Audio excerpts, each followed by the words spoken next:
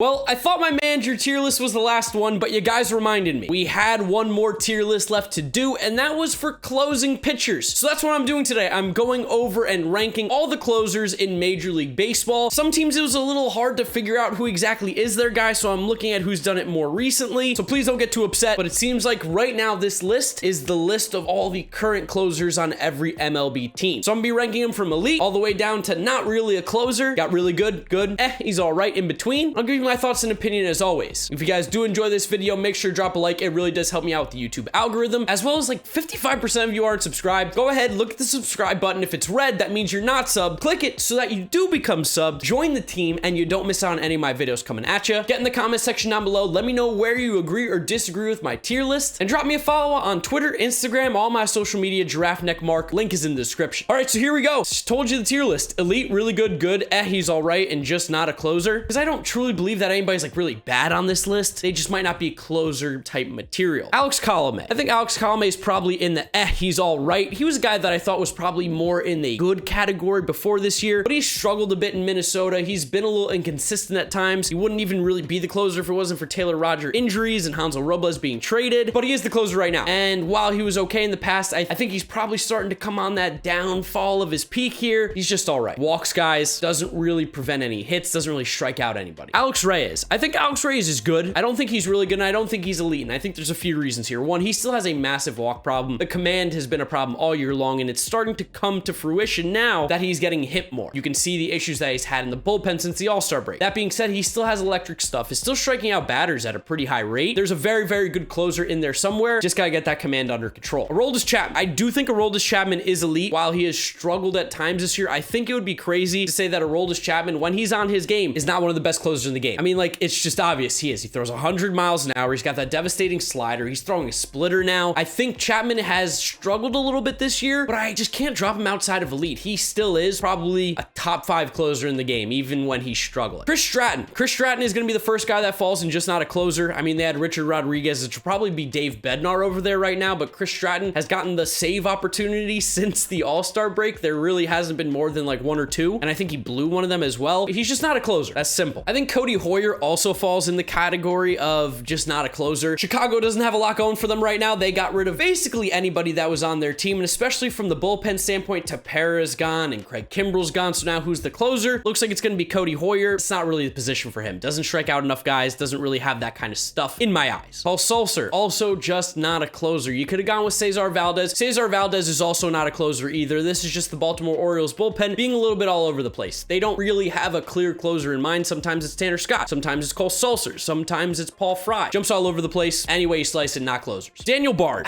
Daniel Bard really shouldn't be a closer, I don't think. He's actually not that bad. I think he could be in this he's all right category, but I think outside of the Colorado Rockies organization, he's a 6th, 7th inning guy. He's maybe your 4th or 5th option out of the pen because the Rockies bullpen is so weak. He's kind of their number 1 guy. He gets saves, but I just don't really see him as an actual closer. Maybe even in the he's all right. You know what? Upon further review, I'll put him in he's all right. He does strike out a decent amount of batters, but I don't know. It's interesting. Colorado probably doesn't help either. Drew Steckenrider. This is an interesting one because Drew Steckenrider has been good. I don't think he's a closer, but I don't think he deserves to be in the same category as these other guys because he's very effective. While he doesn't have the K rate that you love to see, he doesn't walk guys. He limits hard contact. I'd put him in the he's all right. I think he's probably more of a 7th, 8th inning reliever than a closer, but right now he's getting the job done in Seattle with Paul Sewald. Dylan Flora. I think Dylan Flora also can fall in the he's all right category. These are guys that are just basically a little bit better than the dudes who are not closers. I think Floro probably, again, isn't a closer, just like these guys who are here, but he's a little bit better. Does get some strikeout numbers. Has been pretty effective this year. Edwin Diaz. I'm willing to put Edwin Diaz in really good. I won't put him in elite just yet because he still does struggle at times and he will just absolutely lose it. That's what happens with closers. They're volatile. But Edwin has been cash money the last 2 years. Can't deny it. He probably has been elite the last 2 years. He's been striking out batters like crazy. He has been so much better than we expected, especially after what we saw in 2019. I have all the confidence in the world in Edwin Diaz. I never thought that would be something I'd say. I think he probably could deserve to be an elite, but right now, I won't go crazy. I'll put him in really good. I think Emmanuel Clase also goes in the really good category. He's got some great stuff, throws absolute heat, has a filthy cutter, has a low ERA this year, still walks some guys, still gives up some hits, doesn't strike out a ton, but the stuff is there. He just has to get a little more swing and misses, a few more strikeouts, a little less hard contact, and he'll be fine, but that's also what happens when you throw 100 miles an hour. I think Clase is very good. Gregory Soto to me feels very, very similar to Alex Reyes. They've got great stuff, electric stuff, stuff. He's a left-handed arm too, which is awesome. He's been great in Detroit, but still has a problem with walks, still has a problem with hits and home runs even. It feels very similar to Alex Reyes. Top quality stuff. They've put it together at points and you've seen the potential, but altogether it hasn't been clean just for the entire year. But still good. Ian Kennedy. I think Ian Kennedy goes in good. He's just casually turned into a really solid closer in Major League Baseball. He's done it in Texas, did it in Kansas City. He's doing it in Philadelphia now. He's a big reason why this Phillies bullpen's looking better is because they actually have a legitimate closer now. It's not Hector Neris slowing the game every 5 days. Ian Kennedy's a very solid closer. Nice pickup. Jake McGee. I think Jake McGee also goes in good. I can't wrap my head around it. I don't know why a guy who throws like 90%, 92, 93 mile an hour fastballs is having the year that he is, but clearly something's working. It clicked a little bit last year with Los Angeles, clicking again in San Francisco. I just don't think he has the elite stuff, which is where I think really good is the elite stuff. The numbers haven't been there. Elite is elite stuff with elite numbers. Jake McGee's been good. That's pretty much it. Joe Barlow. Joe Barlow actually looks pretty good. It's kind of hard to say because he's only pitched about 14 innings at the major league level, but thus far he's been pretty filthy. He has 3 solid pitches. He's looked pretty good. I think for now, just to be cautious, I'm going to put he's all right, but he's been pitching very well. Maybe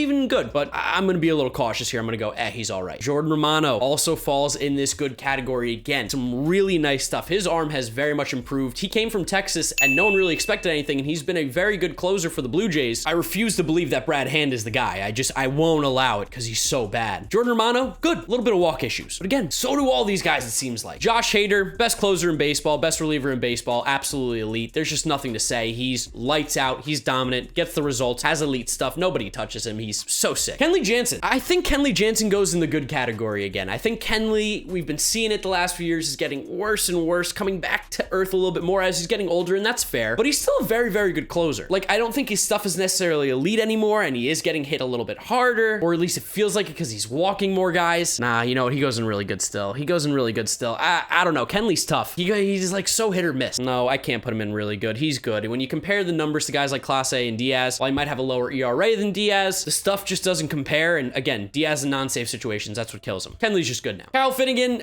that's just not a closer. You can't have like a 22% K rate as a closer. That's just not going to be successful. Again, Washington has nobody. Maybe Tanner Rainey could be that guy, but he just hasn't been. So Kyle Finnegan, not a closer. Liam Hendricks. Liam Hendricks is elite. Liam Hendricks is definitely elite. One of the best closers in the game. While he has had some troubles of recent, he's been pretty cash money for the White Sox all year long. A huge reason why this team is in first place with a commanding lead. The Central's weak, but Liam Hendricks closing up that back end of the bullpen for the White Sox has been huge. The man down under is a stud. Man, I think maybe I have an issue here with closers, so we might need to take a look at this at the end. Lou Trevino, the ERA has been great, but again, the stuff is just, it's good. He's a good closer by all means. Like, I think he's very solid. I think he's good. There's not a whole lot of liability with Lou Trevino. Just the stuff doesn't jump off the page again. The swing and miss K rate, it's a little bit lower than what you like to see. Mark Melancon. Someone's gonna bother Padres fans, I think, but like, you gotta know he's just not that good. He's so fake good. He's performing well. So because he's performing well, I'll put him in good, but really he's all right to probably just not a closer. Like, you look at his baseball savant page, just look at these numbers. They just scream,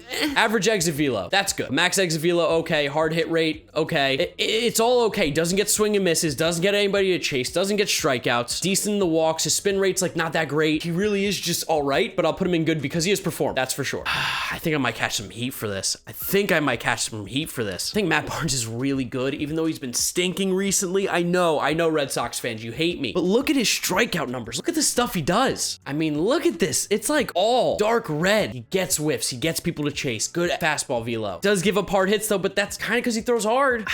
I think he is really good. Oh, it pains me to say it, and I know Red Sox fans are going to hate me because he's been struggling, but I think he's really good. I do. Sometimes you got to look a little bit past the ERA with relievers. It's weird. I know. You got to look at the stuff, and the stuff's pretty sick for Matt Barnes. Michael Givens. Michael Givens also goes in the good category. He's been very good this year. From Colorado, also in Cincinnati, 2 hitters ballparks, and he's somehow managed to be a very solid reliever. Got to give Michael Givens credit. He's been a huge part of the Reds, pushing forward since the deadline. I didn't think that was going to happen. All right, Pete Fairbanks. I think Pete Fairbanks is good too. He's on the IL right now. Tampa Bay, they don't really even have like a real closer. It's Nick Anderson, but he's hurt. Nick Anderson would be elite, by the way, if you're wondering. Pete Fairbanks, again, not really a closer, but in terms of this year, we've all seen this guy pitch. He's good. He's got good stuff. It's the Rays, man. They just know what they're doing in the bullpen. Pete Fairbanks is definitely good. I don't think I can put Raisel in elite, but I think Raisel Iglesias is really, really close to elite. If you look at his numbers this year, he has been phenomenal. If you look at his career, he's been really, really good, like on the precipice forever of seemingly being elite, but he's constantly on teams that seem to underperform, and it seems like, again, in non-save situations, it's probably what hurts him too. He strikes out a ton of batters, doesn't walk anybody, attacks hitters, doesn't give up a lot of hits. Raisel Iglesias is really good. About one of the few things the Angels have done right this year, Raisel Iglesias, a stud. Should have traded him probably at the deadline because they're not competing and they probably could have gotten a lot back for him. It's a very, very good reliever. Very good. These guys are just in their own class in my eyes. Ryan Pressly also goes in really good. Ryan Pressly, I feel like, is one of the most underrated closers in all of baseball. He's had a phenomenal season, been huge for the Astros, one of the few consistent arms in that bullpen, striking out a ton, no hits, no walks, no damage done to Ryan Pressly. He's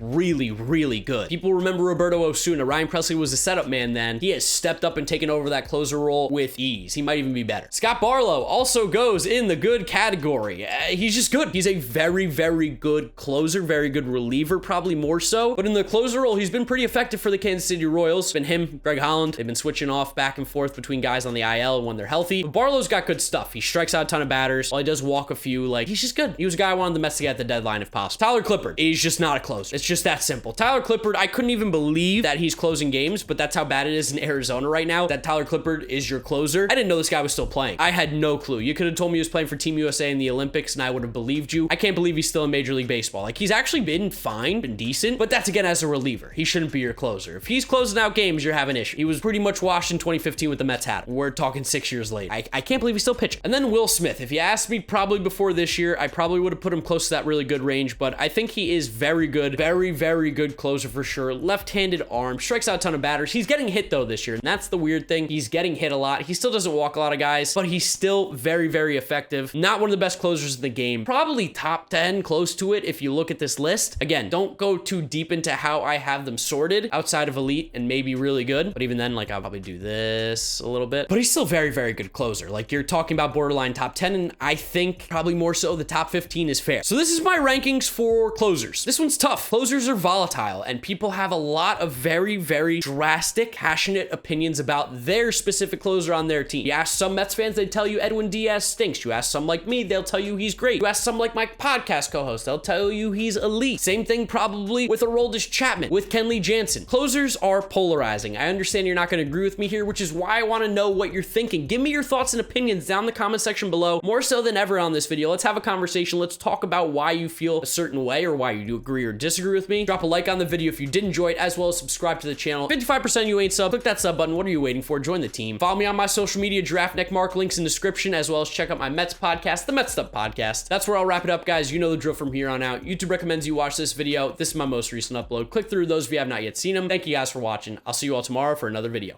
Bye.